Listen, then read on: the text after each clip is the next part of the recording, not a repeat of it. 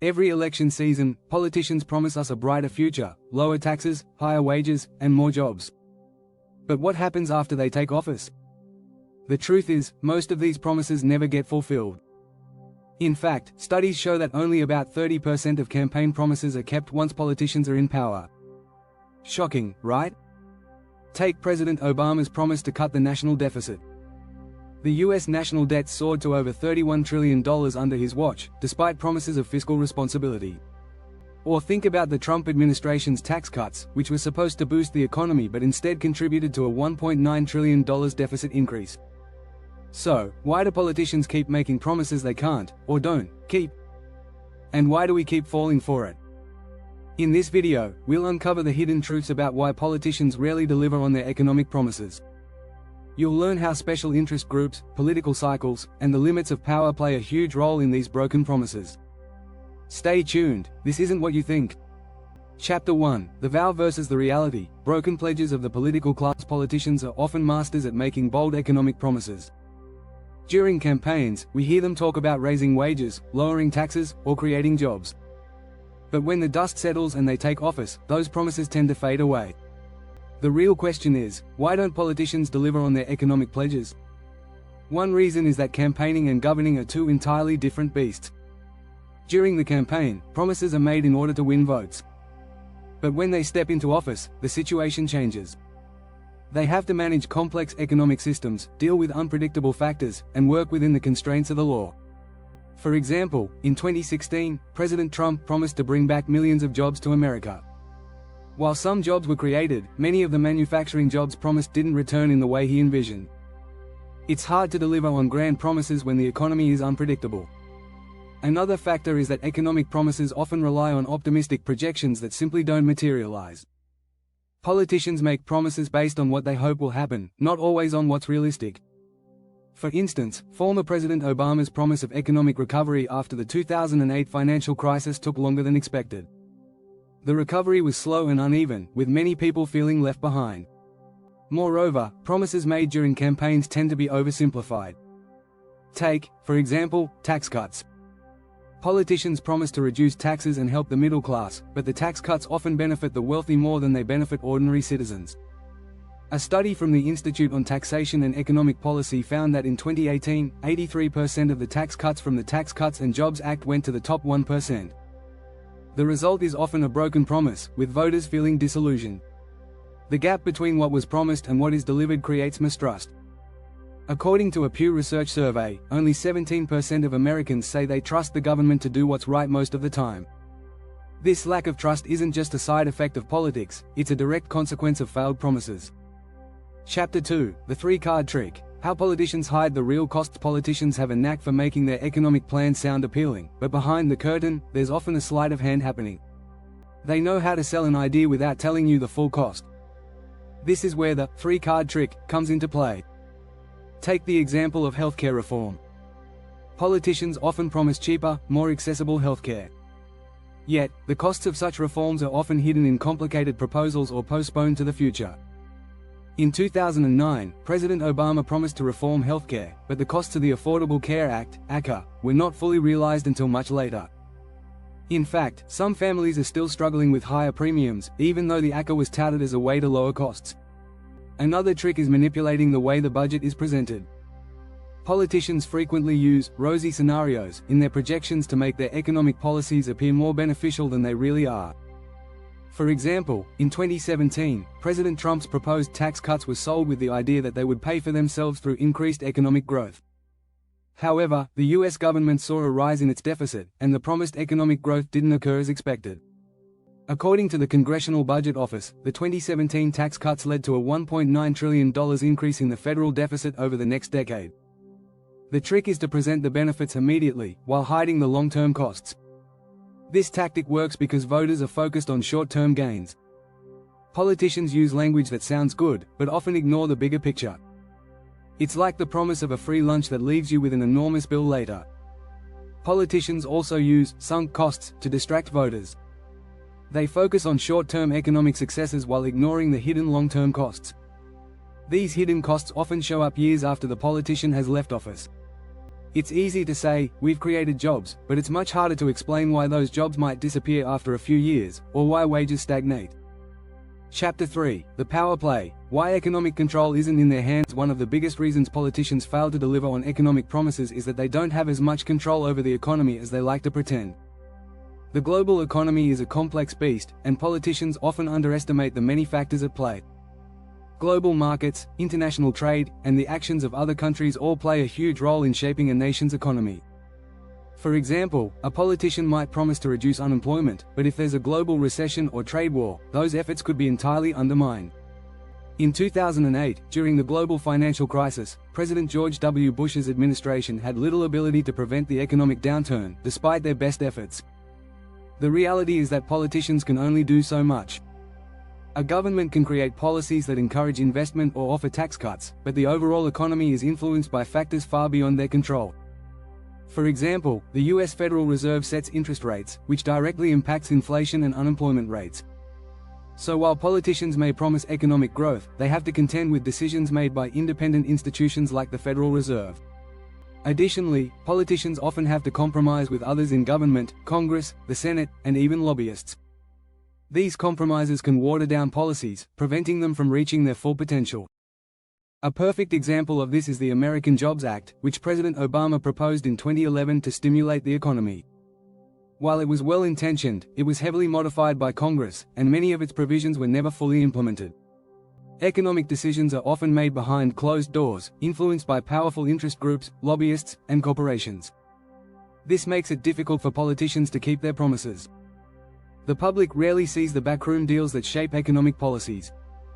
As economist George Stigler once said, the free market is the most powerful engine for economic growth. But the people who benefit most from it don't always want you to know how it works. Ultimately, politicians must navigate a maze of constraints, including budget deficits, partisan divides, and unpredictable global events. These factors make it extremely difficult for politicians to deliver on the bold economic promises they make during campaigns. If you find this content useful, don't forget to subscribe. We've got more revealing insights ahead. Chapter 4. Special Interests and the Money Machine. The silent puppeteers. When politicians make promises about the economy, it's often not just about what voters want, but about who is pulling the strings behind the scenes.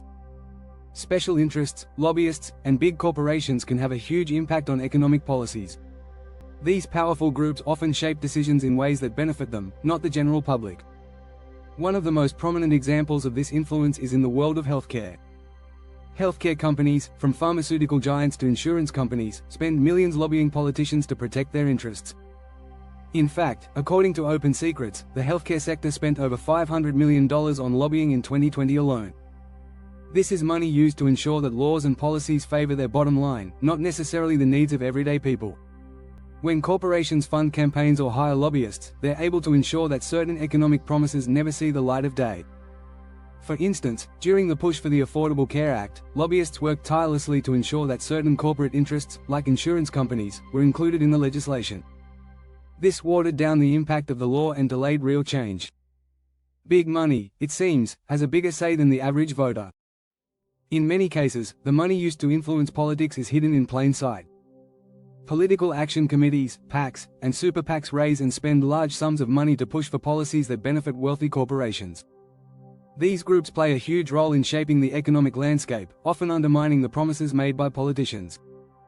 In 2018, more than $3 billion was spent by outside groups in the midterm elections, with much of it funneled into ads and lobbying campaigns focused on economic policies. This system creates a vicious cycle. Politicians, needing campaign funds to win elections, often end up indebted to the very groups that helped them get elected. This dynamic makes it difficult for politicians to keep promises that go against the interests of their donors. Ultimately, the public ends up paying the price. For example, the 2017 tax reform under President Trump was sold as a way to benefit the middle class. Yet, data from the Tax Policy Center shows that nearly 83% of the benefits from the tax cuts went to the top 1% of earners. In a way, these economic promises were just another tool for the wealthy to preserve and expand their wealth. Chapter 5. Political Reality Check. The short-term focus trap. Politicians often make bold economic promises during their campaigns, but once in office, many of those promises are abandoned or watered down. Why? One key reason is the political system's focus on short-term goals over long-term solutions. Most politicians are driven by the need to get re-elected. This creates a system where immediate results are more important than long-term economic health. When it comes to economic policies, short-term wins, such as tax cuts or quick job creation, are more attractive than the slow, painful process of structural reform. This leads to policies that may look good at first but fail to address the underlying economic issues. For instance, during his campaign, President Obama promised to tackle income inequality. However, after taking office, many of his efforts were aimed at stabilizing the economy following the 2008 financial crisis. While this was necessary, it meant that the systemic issues driving inequality, like wage stagnation and the erosion of the middle class, were left largely unaddressed. One stark example of this short-term focus is the way politicians often handle debt and deficits. While campaign promises often include reducing national debt, most politicians tend to overlook this once they're in office. Instead, they focus on policies that can win votes, like tax cuts or government spending, which can add to the deficit. According to the Congressional Budget Office, the U.S. national debt reached over $31 trillion in 2022, a number that continues to grow despite promises to tackle it. In many cases, politicians put off addressing difficult issues, hoping that their successors will deal with them. This kick the can down the road mentality means that important economic challenges, like social security reform or addressing climate change, remain unsolved for years. A 2019 study from the National Bureau of Economic Research showed that while short-term policies might provide an initial economic boost, they often lead to long-term stagnation or even recession. The truth is that politicians are often not incentivized to solve problems that take decades to fix. Short-term wins are simply more appealing to voters and more manageable for politicians facing the pressure of re-election. In the end, it's the long-term economic health of the nation that suffers.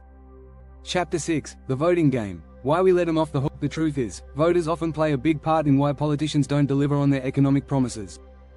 While we often blame politicians for not following through, we may be just as guilty for letting them off the hook. In a way, voters often reinforce a system that encourages broken promises. One reason for this is that many voters have short memories. Election cycles are fast, and people often forget about the promises made in the heat of a campaign. After all, it's easy to get caught up in the excitement of a new candidate promising change. But once that candidate takes office, the excitement fades, and voters are often distracted by the next crisis or issue. In the meantime, economic promises are forgotten or ignored. Polls show that while Americans are often dissatisfied with the way politicians handle the economy, they still tend to re-elect incumbents. According to Gallup, the average approval rating of Congress in 2022 was just 23%, yet the re-election rate for incumbents was nearly 90%. This disconnect between dissatisfaction with politicians and the willingness to vote them out of office creates a situation where politicians feel little pressure to keep their promises. Another reason voters let politicians off the hook is the lack of clear accountability. It's easy to blame the politician in office, but the economic challenges of a country are often the result of decades of policies. For example, the U.S. trade deficit has been growing for decades, yet few politicians address the root causes. Instead, they offer band-aid solutions that don't address the deeper economic issues at play. In some ways, the system is set up to benefit those who are in power. Politicians are incentivized to focus on issues that will bring immediate attention and votes, not long-term solutions that may take years to show results. This makes it easier for them to avoid accountability for broken promises. However, it's not just the politicians who need to be held accountable. Voters also have a role to play. By paying closer attention to the details of economic policies, pushing for long-term solutions, and demanding greater accountability, voters can help change the system. After all, it's the voters who ultimately decide who gets elected, and who gets re-elected. Don't forget to subscribe for more thought-provoking content and a deeper dive into the hidden side of politics.